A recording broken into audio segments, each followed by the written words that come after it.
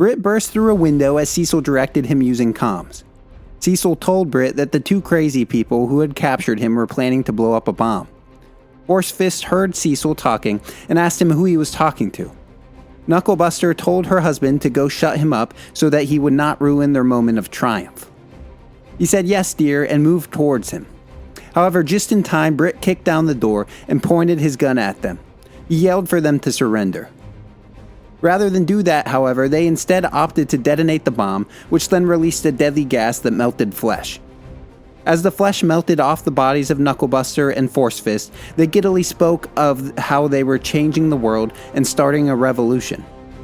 Britt told them to can it and threw them to the ground. He then grabbed Cecil in his arms. Cecil told him to get it off. Weeks later, Britt visited Cecil in the hospital. He told Cecil that 17 people had died in the gas attack. He asked Cecil why he had the scar on his face, if the doctors had made a mistake when applying the artificial skin. Cecil said that it was the only part of his skin that was even remotely salvageable. And he wanted them to leave it because he wanted to be reminded of the fact that he failed to save everyone. He blamed himself for the people who had died.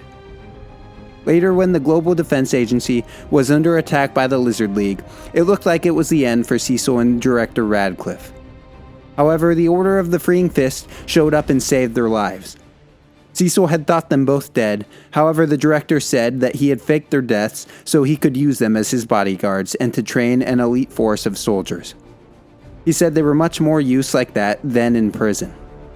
Cecil at this time did not agree with that sentiment, and he shot them both. The Guardians of the Globe showed up, and the Immortal asked Cecil what he had done. Later, Director Radcliffe visited Cecil in prison and asked him to take over as the head of the GDA so that he could focus on his side project. He told Cecil that you can either be the good guy or the guy that saves the world. Cecil eventually accepted his offer and took these words to heart.